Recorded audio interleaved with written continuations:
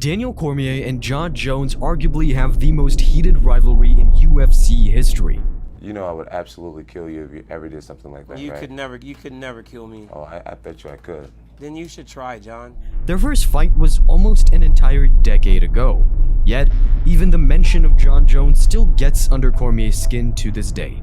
Jon is at the level that Conor is at, to where he could I thought you were select. about to say Michael Jordan. No, relax. To where, I'm leaving, man. But if you would have to said be that, I was honest, leaving. Clearly, it's still a sore point. I can't let it go. That's what I was gonna ask. That still haunts you. It does. After all, Jon Jones was the guy constantly in trouble while Cormier was a good guy. Tell Give me us my in rights court. and let me talk, okay? Go ahead, tell me what you're gonna tell. No. Don't tell me what I know. You're You and gonna I testify to both what I know? Yeah, fuck yeah, I'm gonna testify to what you know. I know that you were and drag I racing, and I will both testify know to that. That I was not drag racing. Jon Jones haunted Cormier during the prime of his career, beat him twice, and despite having multiple felonies and failed drug tests, was more beloved by the fans. So why is Daniel Cormier still bitter, and how did we get to this point? Rewind to 2015. Jon Jones was the king at light heavyweight. He had become the youngest champion in UFC history, beat numerous all-time greats, and looked truly unstoppable. But when he was scheduled to fight Daniel Cormier, everyone viewed it as his biggest test. DC was undefeated, an Olympic wrestler, and had won a Strikeforce Grand Prix at heavyweight. And clearly, Jon recognized the threat in front of him because well before the fight, the two were at each other's throats.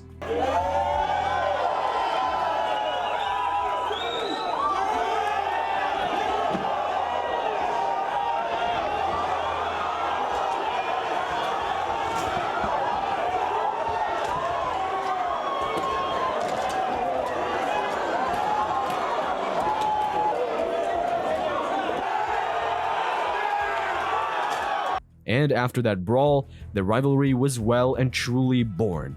But when they went toe-to-toe in the octagon, it was Jon Jones who got the last laugh. He won a unanimous decision, handed Cormier his first ever loss, and to rub salt in the wound, was even able to take him down during the fight. And if you want to level up your own MMA striking game, no matter if you're a beginner or pro, then check out the sponsor of today's video, LearnMMA.online. Taught by ex-Bellator fighter Attila Korkmaz, Learn MMA has a bunch of incredible online courses to get you started in MMA or to supplement your training. There's courses for general bag work all the way down to mastering the calf kick. They're designed for both completely new to MMA training as well as intermediates, with each course increasing in difficulty as you progress through it. So, if you're interested in leveling up your MMA game directly from a professional MMA fighter, head to LearnMMA.online and be sure to use the promo code MARKFIGHTING at checkout for 10% off.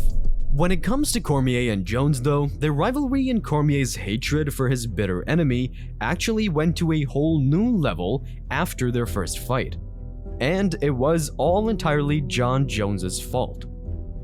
Albuquerque police are still looking for UFC champ Jon Bones Jones for a hit-and-run crash that happened yesterday. Within the past hour, APD just gave us an update on that case that's now making national news.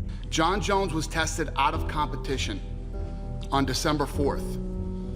When he was tested, he tested positive for cocaine.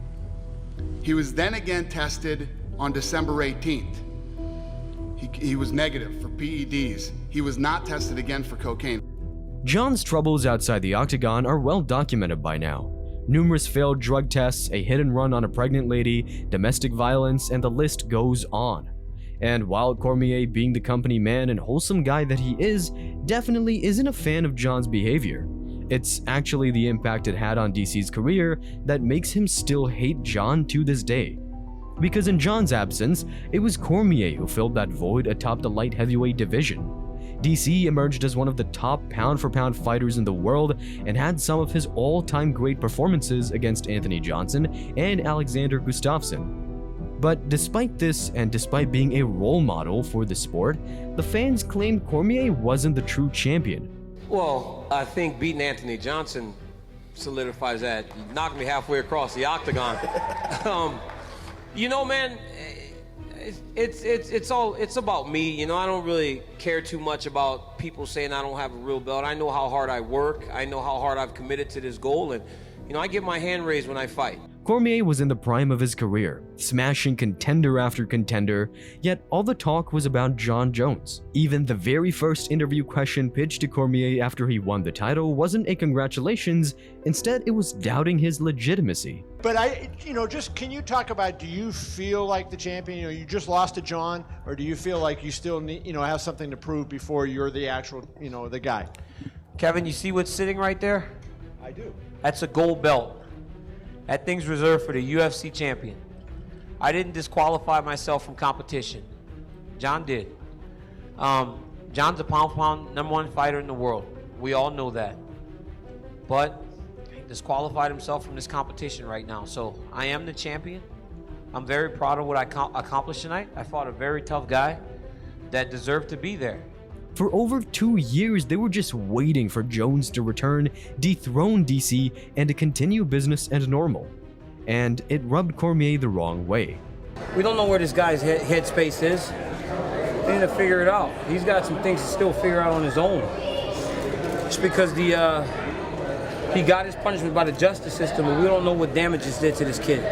And if it did none, then this dude's got some real problems. So when Jones finally got his act in order and the two were set to rematch, it was up there with the biggest fights in UFC history. One fitting to headline UFC 200, the most prestigious card the UFC had ever put on. But yet again, it was Jon Jones and his proclivity for trouble that messed DC around. The U.S. Anti-Doping Agency has informed Jon Jones of a potential anti-doping policy violation stemming from an out-of-competition sample collection on June 16th, 2016. USADA, the independent administrator of the UFC anti-doping policy, will handle results management and appropriate adjudication of this case.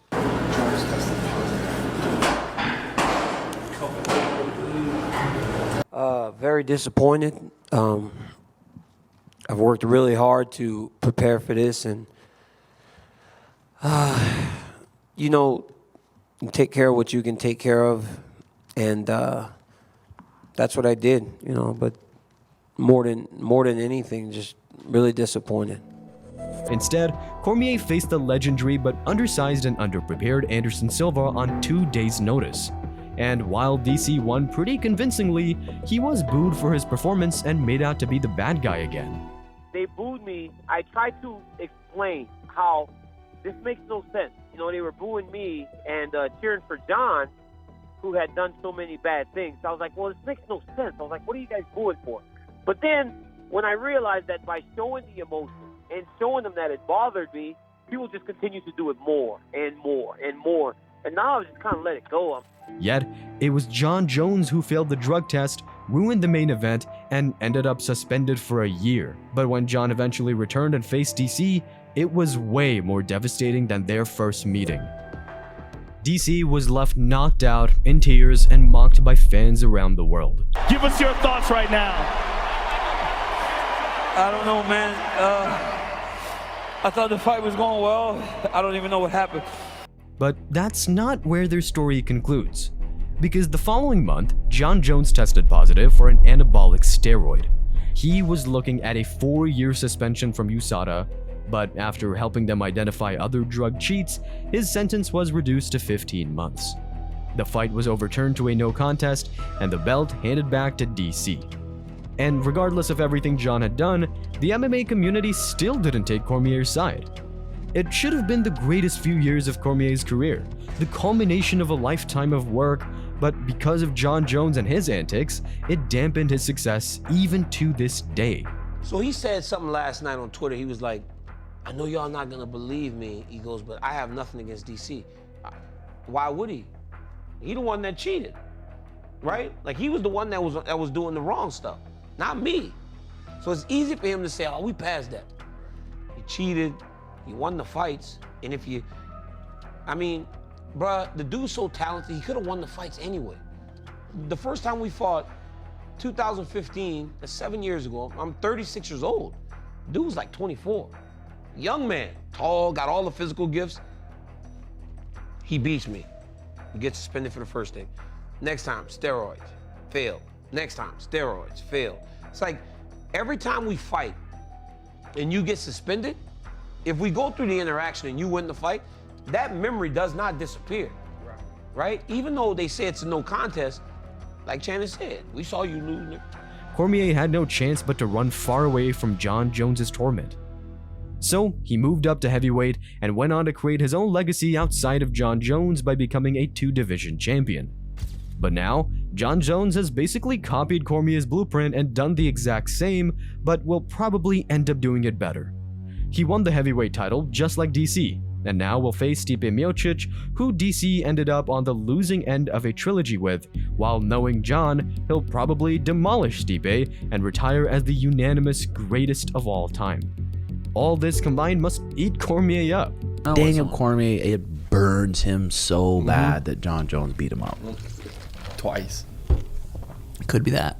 No, it is. I mean, it burns him so fucking bad. Did you see it when who brought it up about him being the Michael Jordan of the? Was it Kamaru? And he just almost walked off the pod. I can't let it go. That's what I was gonna ask. That still haunts you. It does. Because Cormier in his own right is an all-time great.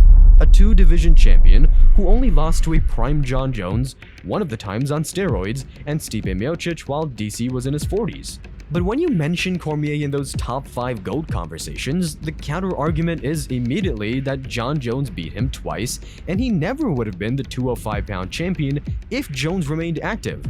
And while it's true, it's not Cormier's fault whatsoever that he was the next in line. You know, it's like, what the hell? But that's the extent that people go to try and prove a point and discredit me. A lot of people want to discredit me. I've done nothing. I've done nothing but show up and fight, go to work inside the octagon, outside the octagon, and do things right. But people want to discredit me and talk about me. I've done nothing wrong. And although DC is well and truly retired, their rivalry lives on. There's good in that dude. There really is. There's good in that dude. I just ain't really had the opportunity to see it. But we'll see. We'll see what time brings. And if the time brings it, then yeah, we'll make sure that you're wrong. But hell, you better, if we start fighting with each other, you better be okay to fucking stop it. I don't think you can stop it. No, I don't think so. I don't think so. I'm gonna need a... Almost 10 years on, just the mention of Jon Jones still gets under DC's skin. Even in recent years, despite claiming they've squashed their beef, they've had the odds bad and choice word. Jon gave DC permission to call his heavyweight title fight against Cyril Gane. You got a single leg on me. DC, look at your font. Only allowed to work. Only allowed to work because Jon. You see, that's We're starting early. See, they're starting early. We're starting early. They're starting early, and I mean, this is crazy, man. Disrespectful, man. Of course, Cormier didn't need his permission, yet Jon claimed DC's reaction was uncharacteristically flat when Jon won.